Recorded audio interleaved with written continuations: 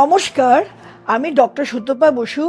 আজকে তুলা রাশি ও তুলা লগ্নের জাতক জাতিকাদের 2024-এর অগস্ট ও সেপ্টেম্বর মাস কেমন যাবে তাই নিয়ে আলোচনা করব। আমাদের দেখা যাচ্ছে যে তুলা রাশি ও তুলা লগ্নের জাতক জাতিকাদের লগ্নে বা রাশিতে, মানে তুলায় কিছু নেই, দ্বিতীয় কিছু নেই, তৃতীয় কিছু নেই, চতুর্থে কিছু নেই, পঞ্চমে শনি বকরি, ষষ্ঠে রাহু, সপ্তমে কিছু নেই, অষ্টমে বৃহস্পতি মঙ্গল, নবমে কিছু নেই, দশমে রবি কর্কটে রবি, একাদশে বুধ আর কেতু, বুধ আর শুক্র, আর দ্বাদশে কেতু।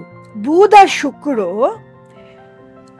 লক্ষ্মীনারায়ণ যোগ করে একাদশে আছে, যার জন্য তুলা রাশির জাতক জাতিকাদের এই দুটো মাস খুবই ভালো যাবে।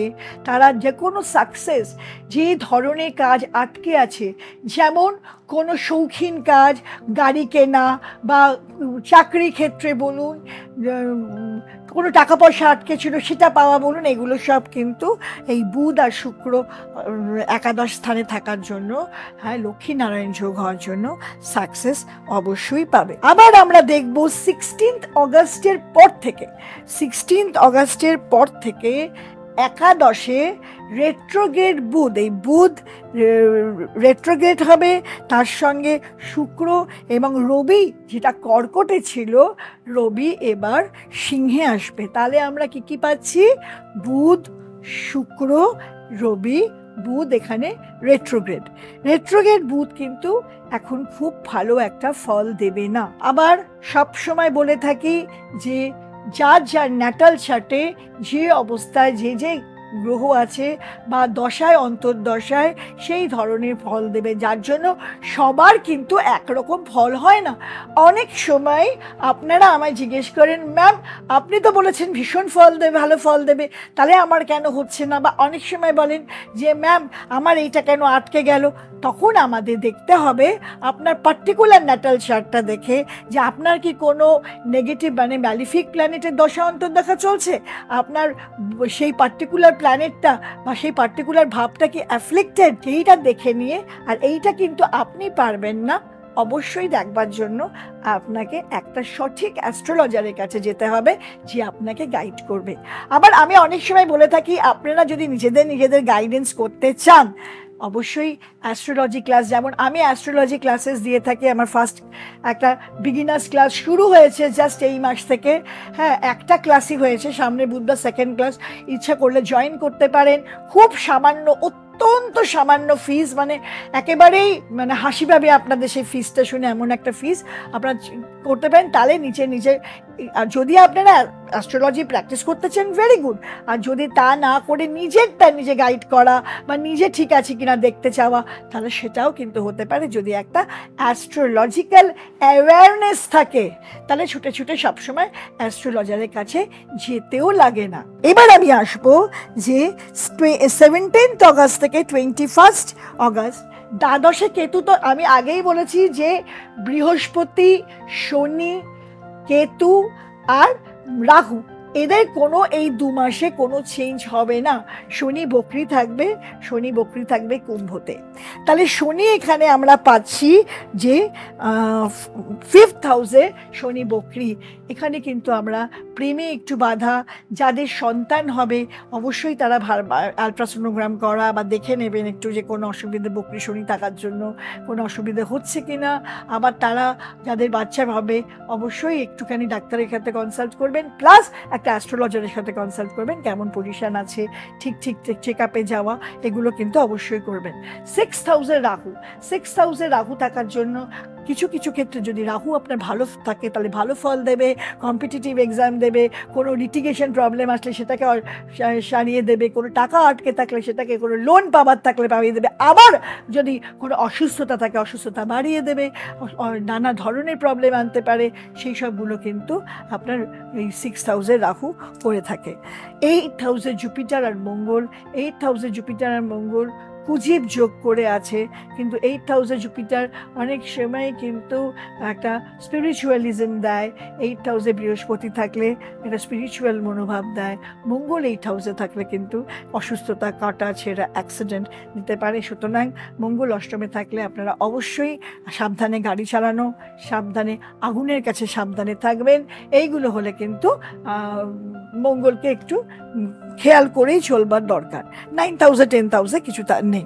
আচ্ছা, এবার আমরা দেখব 22 অগস্ট থেকে 27 অগস্টের মধ্যে কি পরিবর্তন হচ্ছে। 22 অগস্ট থেকে 27 অগস্টের মধ্যে যে বুধ ছিল সিংহে, সেইটা চলে যাবে কর্কটে, রেট্রোগেড বুধ। এবং রেট্রোগেড বুধ কর্কটে যাওয়া মানে দশমে যাওয়া। সেখানে যারা ইন্স্যুরেন্সে কাজ করে, যারা কোনো রকম সেলসে কাজ করে, যারা অ্যাকাউন্টসে কাজ করে, যারা বলে, যাদের বলাটা, যারা বাকচিক শিল্পী, এদের কিন্তু একটু দেখে নিতে হয় যে কেমন যাচ্ছে। আর তাদের যদি ন্যাটাল চার্ট ভালো থাকে, ন্যাটাল চার্টে বুধের পজিশন ভালো থাকে, তাহলে কোনো অসুবিধে 10th হাউসে হয় না। তা না হলে কিন্তু এখানে একটু কর্ম জায়গায় প্রবলেম হতে পারে। কোনো সময় হিংসা দেখা যায়, কোনো সময় কোনো ভুল ভ্রান্তি দেখা দেয়, কোনো সময় যেটা যতটা পাওয়ার কথা ততটা না পাওয়াও আসে। তারপরে আমরা দেখব 28 অগস্ট থেকে 4 সেপ্টেম্বর পর্যন্ত কি ডিফারেন্স হচ্ছে। এখানে আমরা দেখব যে ভেনাস যেটা একাদশে ছিল, মানে যেটা সিংহে ছিল, সে চলে আসে কেতুর সঙ্গে দ্বাদশে ভেনাসে কেতুর সঙ্গে আসলে কিন্তু নানা রকম অসুস্থতা দেখা দিতে পারে। স্পেশালি যে অসুস্থতাতে কিন্তু মানে ধরা পড়বে না, এরকম অসুস্থতাও কিন্তু আসতে পারে। আর 10th হাউসে মার্কারি রেট্রোগেড। আর মঙ্গল কিন্তু এই ক্ষেত্রে দেখব বৃহস্পতির থেকে সে নবমে মঙ্গল চলে আসে। এই সময় নবমে মঙ্গল কিন্তু, যদিও নবমে মঙ্গল খুব ভালো ফল দেয় না, কিন্তু তা হলেও মিথুনে মঙ্গল কিন্তু, বুধ আর মঙ্গল মিথুন তো মঙ্গল মানে বুধ যার অধিপতি, সে তো মঙ্গলের সাথে খুব ভালো ফল দেওয়ার কথা না, কিন্তু যেটা আগে ছিল তার থেকে একটু বেটার হবে। এবং অতটা ভয়েরও কোনো, যেমন আমি বললাম একটু আগে যে অষ্টমে মঙ্গল থাকলে যে প্রবলেমটা দেখা দেয়, সেটা কিন্তু নবমে মঙ্গল থাকলে অতটা অ্যাক্সিডেন্ট বা অগ্নিভয় সেটা থাকে না। এবার আমরা দেখব 5 থেকে 18 সেপ্টেম্বর পর্যন্ত। এই সময়টা কিন্তু একাদশে বুধাদিত্য যোগ। এই একাদশে বুধাদিত্য যোগটা সাংঘাতিক ভালো। এই সময় কিন্তু সব দিক দিয়ে সাকসেস, স্পেশালি যারা বাচিক শিল্পী, যারা পড়াশুনো করছে, যারা কম্পিটিটিভ পরীক্ষা দিচ্ছে, যারা কোনো ভালো কর্মের জন্য যাচ্ছে, তাদের জন্য কিন্তু খুব ভালো। তুলা রাশির এই সময়টা খুবই ভালো যাবে। তারপর আমরা দেখব আবার এখানে এই সময়টা দেখব দ্বাদশে শুক্র থাকার দরুন কিছু অসুবিধা তো অবশ্যই আসবে দ্বাদশে শুক্র থাকার দরুন। কিন্তু এই যেই 28 সেপ্টেম্বর হয়ে যাবে, শুক্র চলে যাবে আপনাদের লগ্নে বা রাশিতে, সেটা হচ্ছে তুলায়, এবং এখানে একটা মালব্য যোগ সৃষ্টি করবে, হর্ষ মহাযোগের একটা যোগ। শুক্র স্বক্ষেত্রে কেন্দ্রপতি হয়ে বসবে তুলাতে। তাহলে এইটাতে আমরা দেখতে পাচ্ছি যে তুলা রাশি লগ্নের জাতক জাতিকারা এই সময় খুব যে খারাপ দেবে চার নয়, খারাপ ভালো মিশিয়ে দেবে, মন্দ ভালো মিশিয়ে দেবে। সুতরাং আপনাদের যার ন্যাটাল চার্টে যে পজিশনে আছে, যে গ্রহ, অবশ্যই সেটা দেখে নেবেন। এবং তার জন্য আপনাদের ভালো সঠিক অ্যাস্ট্রোলজারের সাথে যোগাযোগ করতে হবে। এবং সঠিক অ্যাস্ট্রোলজারের সাথে যোগাযোগ করলে আমার সাথেও যোগাযোগ করতে পারেন। আমার অনলাইনে নাম্বার যাচ্ছে, আমি অনলাইন প্রেডিকশন দিয়ে থাকি, স্ক্রল করুন, আমাকে ফোন করুন, বা আমার বাড়িতে অবশ্যই আমাকে ফোনে কন্ট্যাক্ট করে এসেও দেখাতে পারেন, কোনো অসুবিধা নেই। আর যারা আমার চ্যানেলটা এখনও সাবস্ক্রাইব করেননি, সাবস্ক্রাইব করে দিন। নিত্য নতুন নোটিফিকেশান পাওয়ার জন্য বেল আইকনটা প্রেস করে দিন। কমেন্ট করুন, লাইক অ্যান্ড শেয়ার করুন ভালো লাগলে। আর কমেন্টে লিখুন যে কী ধরনের জিনিস দেখতে চান। আমি অবশ্যই আপনাদের মনোমতো টপিক উপস্থাপনা করব এবং আপনারা যাদের উপকৃত হন তার জন্য চেষ্টা করব। নমস্কার।